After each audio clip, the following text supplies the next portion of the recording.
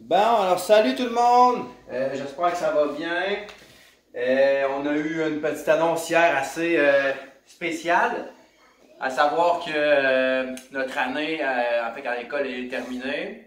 Fait que je veux vous remercier beaucoup dans un premier temps pour cette année, puis deuxièmement vous dire que je ne vous lâcherai pas jusqu'en juin, puis que je vais m'assurer que vous soyez prêts pour démarrer l'année prochaine. Fait que n'hésitez pas, gang, si jamais il y a des questions, pour me dire bonjour, vous pouvez m'écrire quand vous voulez. On a parlé un peu des ondes la semaine dernière. On avait deux types d'ondes, mécaniques et électromagnétiques. Aujourd'hui, on va s'attarder beaucoup sur le son et les ondes mécaniques. Évidemment, le son, c'est une onde mécanique parce qu'il y a besoin d'un milieu, donc de matière, pour pouvoir voyager. Eh bien, pour caractériser une onde de façon générale, mais particulièrement pour le son, on va utiliser 4 paramètres différents. Et on va en avoir 2 aujourd'hui. D'accord? Et c'est pas mal les 2 plus importants. Ceux qu'on verra à la fin de la semaine sont importants aussi, mais un petit peu moins quand même. Et tout ça, c'est lié. Fait que le premier paramètre, gang, s'appelle l'amplitude sonore. Amplitude, premier paramètre, représenté par la lettre A. Fait qu'on voit A, c'est l'amplitude sonore. Et l'échelle de mesure de l'amplitude sonore, c'est les décibels. Peut-être que vous avez déjà entendu parler de décibels. D'ailleurs, je dois vous dire qu'à partir de 90 décibels, on parle d'un son qui est relativement dangereux. Alors, si l'amplitude sonore elle est forte, elle est élevée, on parle à ce moment-là d'un son qui est fort. Alors que si l'amplitude sonore elle est basse, on parle d'un son qui est faible.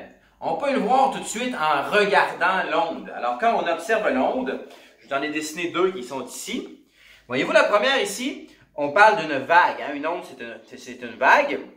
Alors, une vague, lorsque, ça on appelle ça la crête, la grosse bosse, et le bas, on appelle ça le creux, eh bien, la hauteur entre l'axe des X, qui est la position de référence, et le sommet de la bosse, qu'on appelle la crête, et même chose, hein, la hauteur entre l'axe des X et le point le plus bas, qu'on appelle le creux, c'est l'amplitude sonore. Donc, ça se mesure avec une règle. Tu prends la règle, tu mesures de là à là, c'est l'amplitude sonore. Même chose, de là à là, c'est aussi l'amplitude sonore. Alors, ça peut se mesurer en centimètres ou en mètres.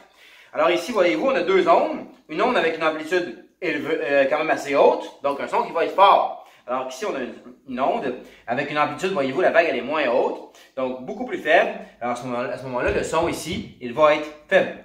Bref, l'amplitude, c'est la hauteur d'une bosse qu'on appelle une crête. Ça se mesure en centimètres ou en mètres. L'échelle de mesure, ce sont les décibels. Et puis, évidemment, quand l'amplitude sonore elle est forte, on a un son qui est fort. Amplitude sonore faible, son faible.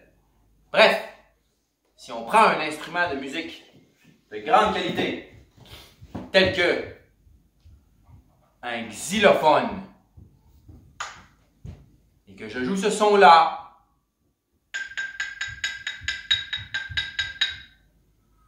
versus ce son-là, on observe une différence, Grande Rivière. Le premier son correspondrait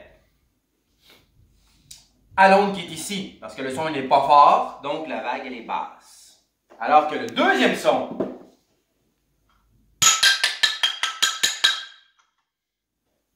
correspondrait plutôt à cette onde-là, parce que la vague elle est plus haute. Bref, hauteur de vague, amplitude sonore, force du son. C'est le premier paramètre que vous devez comprendre, l'amplitude. Le deuxième, gang, est une petite affaire plus complexe. Ça s'appelle la fréquence. Hein? Peut-être que vous avez déjà entendu le terme fréquence.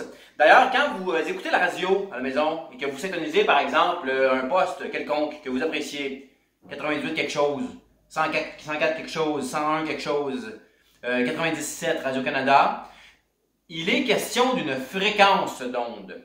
La fréquence, gang, ces unités de mesure, c'est les Hertz, représentés par Hz. Quand on parle de fréquence, on parle d'un nombre de cycles d'onde par seconde. Qu'est-ce que c'est maintenant qu'un cycle d'onde? Mais l'onde ici, si on prend par exemple, je vais prendre encore une fois mon affiche ici pour que vous puissiez comprendre, de l'amplitude. Voyez-vous cette onde-là, elle fait une bosse, une crête et un creux. Donc, une crête, un creux, c'est ça qu'on appelle un cycle.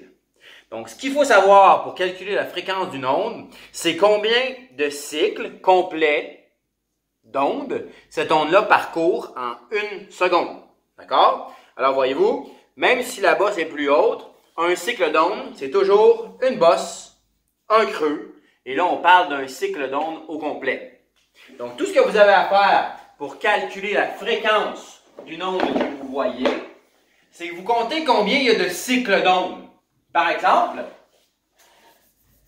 si je prends cette onde-là qui est ici, OK? Ben, une bosse, un creux, ça fait un cycle. Ensuite, j'ai juste une bosse, j'ai pas de creux, elle arrête là. Donc, on parle d'un cycle et demi, 1,5 cycle. D'accord? Je peux faire le même exercice avec l'onde qui est en bas. Une bosse, un creux, ça fait un cycle. Une bosse, un creux, 2 cycles. Une bosse, un creux, 3 cycles. Et une bosse seulement, donc celle-ci ferait 3 cycles et demi. À supposer que ces ondes-là prennent 1 seconde pour faire tout ça, bien à ce moment-là, on a 1,5 cycle en 1 seconde ici, 1,5 Hz. Alors que dans le cas de la deuxième onde qui est ici, on a 3,5 cycles en 1 seconde, donc 3,5 Hz. C'est la fréquence. Ça se calcule la fréquence grâce à une formule mathématique qui est dans votre livre, qui est ici aussi. F égale nombre de cycles divisé par le temps. In anglais, number of cycles divided by the time. Donc, nombre de cycles divisé par le temps, vous avez la fréquence de l'onde. Qu'est-ce que ça fait maintenant, la fréquence sur le son? Eh bien, plus la fréquence est élevée, donc plus il y a de vagues, plus un son est aigu. Alors que, moins il y a de vagues en 1 seconde, moins il y a de cycles d'onde en 1 seconde, plus la fréquence elle est basse, plus le son il est grave. Toujours avec un instrument de musique de grande qualité, il y a une différence sonore entre ceci et ceci. Pas très beau celle-là, n'est-ce pas? Là?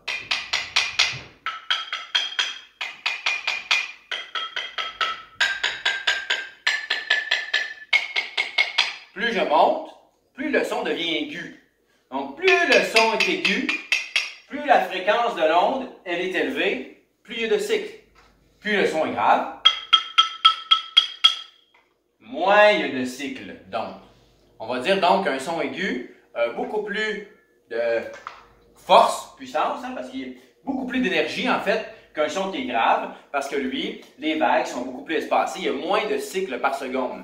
C'est pour ça qu'on voit des films et qu'on voit des sons à très haute fréquence qui sont émis pour détruire par exemple de la vitre, ce sont des sons qui sont extrêmement aigus.